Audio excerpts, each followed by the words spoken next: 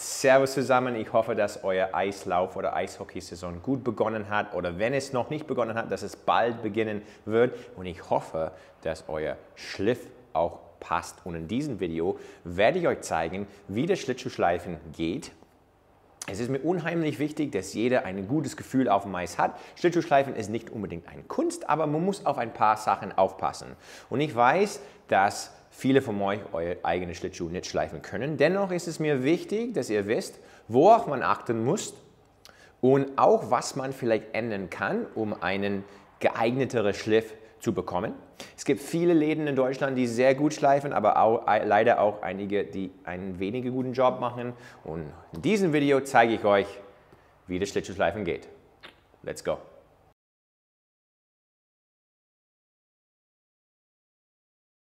So, fangen wir mit der Maschine an. Hier haben wir zwei Maschinen, beide gleich, beide von Blademaster, das ist der gängigste Hersteller. Und beide sehr, sehr einfach, aber erfüllen ihren Zweck. Wie ihr sehen könnt, haben wir hier eine grüne Schleifscheibe, da eine gelbe Schleifscheibe. Es gibt unterschiedliche Schleifscheiben, manche sind ein bisschen rauer, dafür hält eine länger, aber der Schliff ist nicht so schön. Ich finde die grüne Schleifscheiben vom Blademaster wirklich hervorragend. Hier haben wir den Staubabzug, weil der Staub vom Schleifmaschine echt nicht wirklich schön ist. Und ein bisschen mehr Licht hier oben, damit man ein bisschen besser sehen kann. So, was brauchen wir noch? Einen Schleifbock. Die hier rechts vom Visota ist meinem Schleifbock. Die hier gehört dem Verein, die ist vom Blademaster. Unterschied, der Blademaster ist ein bisschen edler, kostet aber doppelt so viel. Die Dinge sind nicht günstig, meins hier kostet 300 € schon.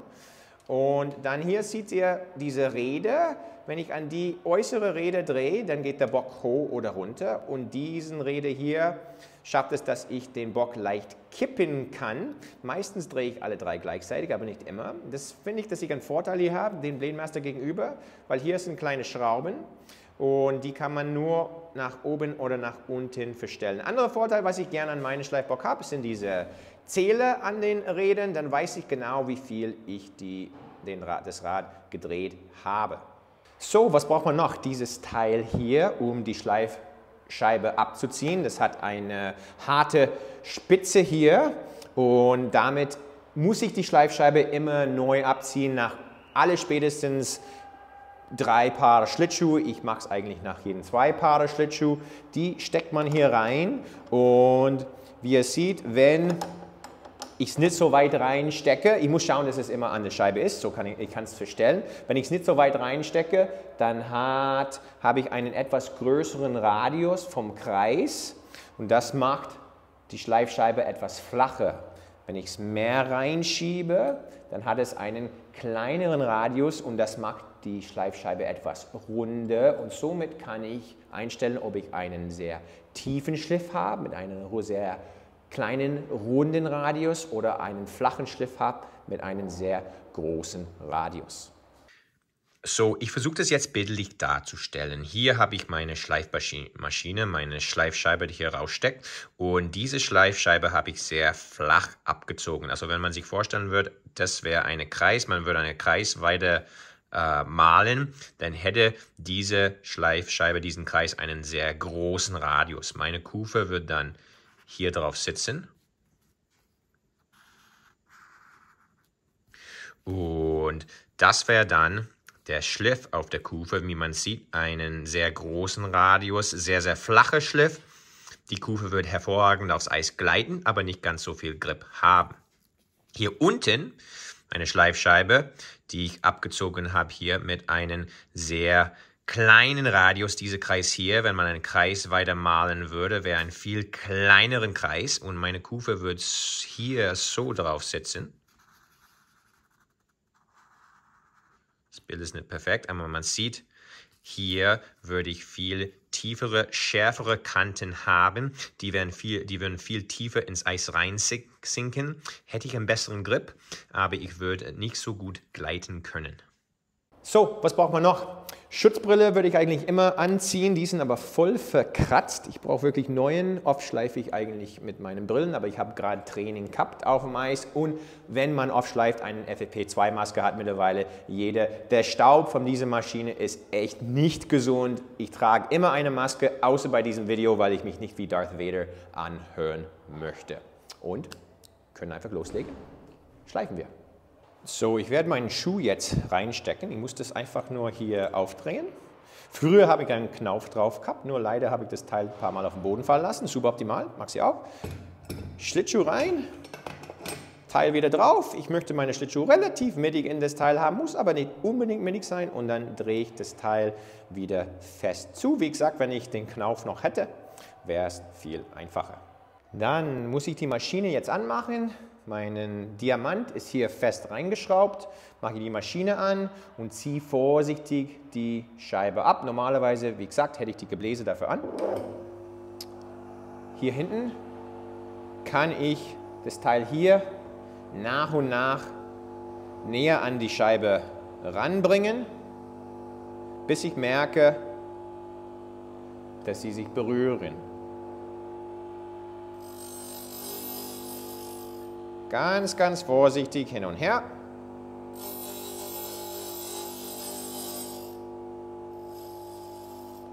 Vielleicht ein bisschen mehr.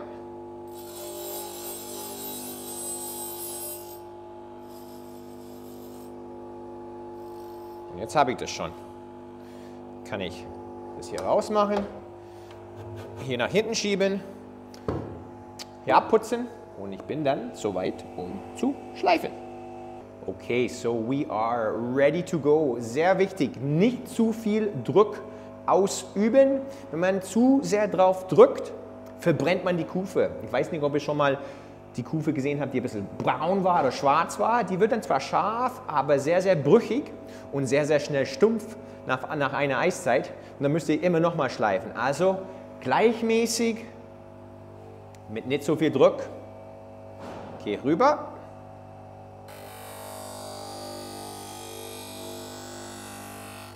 Und auch nicht zu schnell.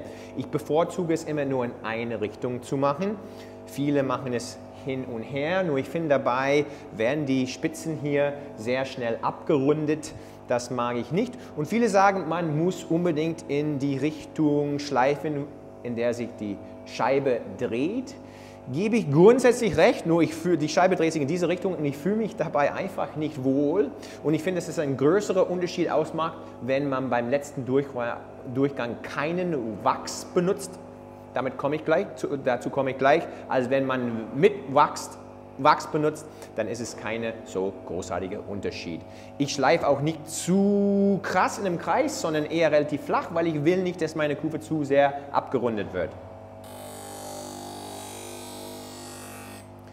Wenn der Kufe einfach ein normales Gebrauch hat, dann würde ich es 5 oder 6 Mal durchgehen, mehr nicht. Ich glaube, das waren 4 oder 5. Und einmal noch, beim letzten Mal mache ich es ein bisschen runter, nur dass ich schaue, dass ich hier diesen Bereich auch mal erwische.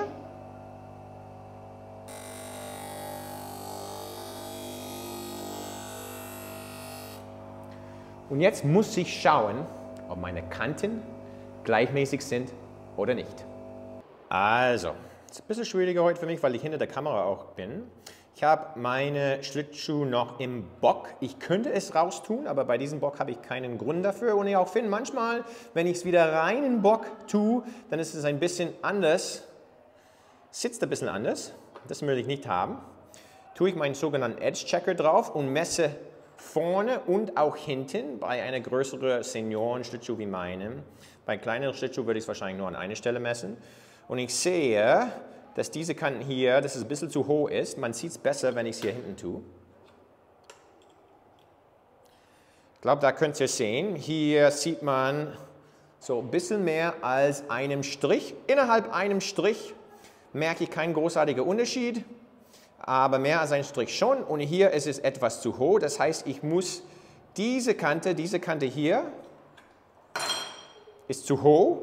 Ich muss meinen Bock ein bisschen verstellen. So, und hier haben wir die Situation, die ich gerade eben hatte. Also Schleifmaschine, Schleifscheibe und so sitzt meine Kufe. Wie man hier sehen kann, das wäre die untere Kante und dadurch, dass die Kufe, und das hier ist der Schuh, dadurch, dass die Kufe zu weit nach unten ist meine untere Kante jetzt viel höher, viel länger als die obere Kante. Bedeutet hier in diesem Fall, müsste ich die komplette Schuh ein bisschen nach oben bringen, dass es dann eher mittig liegen würde, sodass ich hier gleichmäßige Kanten haben würde. So, man kann es nicht so leicht hier sehen, aber ich weiß, dass diese Kufe, die untere Kante hier war ein bisschen zu hoch. Das heißt, ich muss den Schlittschuh nach oben bringen und ich kenne meinen Bock ziemlich gut. Das heißt, ich muss an alle 3 Räder 5 Zähler das Ding nach oben bringen. Ich sitze auf die 4, dann bringe ich es auf die 9. Es müsste ungefähr reichen.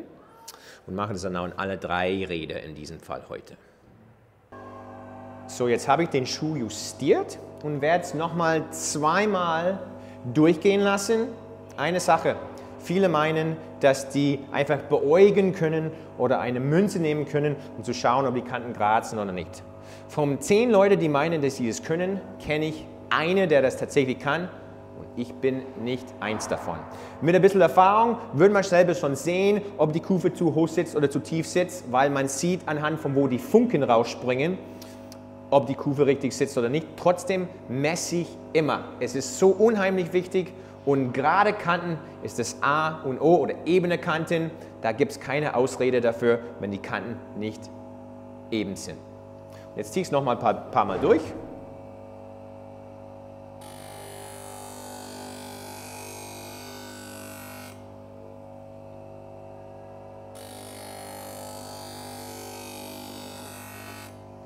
Und messe nochmal nach.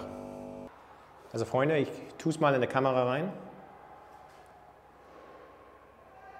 Viel gerade werden man das nicht hinbekommen. So, und für den letzten Durchgang, riecht auch nach Traube, sehr gut, Schleifwachs oder Schleiföl. Man tut es auf die Kufe drauf und dann schleift es ein bisschen kühler. Ihr werdet sehen können, es springen wenige Funken weg. Die Kufe wird richtig schön poliert unten. Da kann man besser auf dem Eis gleiten, weil es da weniger Reibung entsteht. Ein Anfänger braucht es nicht unbedingt. Er oder sie wird es vielleicht nicht merken, aber fortgeschrittene Schlittschuhläufer hilft es zu 100%. Einzige kleine Problem mit Wachs, es kommt dann auf die Schleifscheibe und man muss die Schleifscheibe öfters abziehen, wenn man Wachs benutzt. So, ich tue es jetzt mal drauf, zeige euch einfach. Einmal durch. Es gibt auch Öl. Und dann gehe ich ganz langsam durch. So, ich hoffe, dass ihr es sehen könnt, dass ganz wenig Funken wegspringen werden.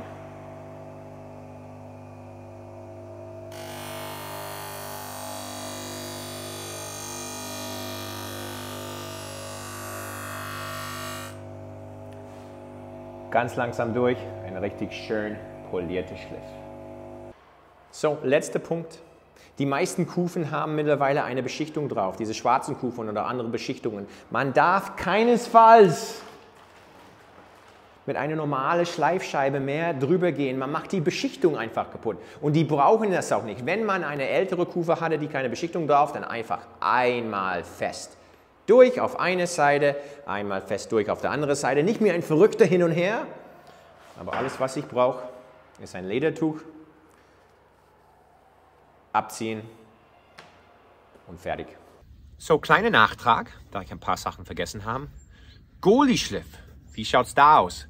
Grundsätzlich werden Torhüter-Schlittschuhe genauso geschliffen wie Feldspieler-Schlittschuhe. Nur die meisten, nicht alle, aber die meisten Torhüter bevorzugen einen schärferen Schliff als die Feldspieler, weil die wirklich viel Grip haben wollen, wenn sie pushen. Ich zum Beispiel spiele mit einem 3/8 Zoll Torwartschliff und einem 1 Zoll Feldspielerschliff. Also Torwartschliff deutlich schärfer als meine Feldspieler-Skates.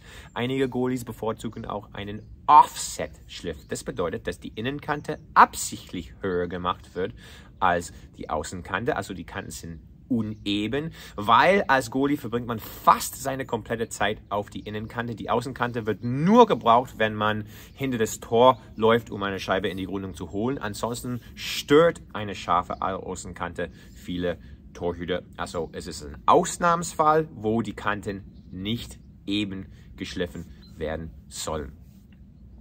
Welche Schliff würde ich für euch empfehlen? Wie eben gesagt, ich spiele mit einem 1 Zoll Feldspieler Schliff. Das ist ziemlich flach. Die meisten Läden schleifen bei 1,5 Zoll. Halb Zoll finde ich ziemlich tief. Es hängt ein bisschen von euer Gewicht auch drauf an.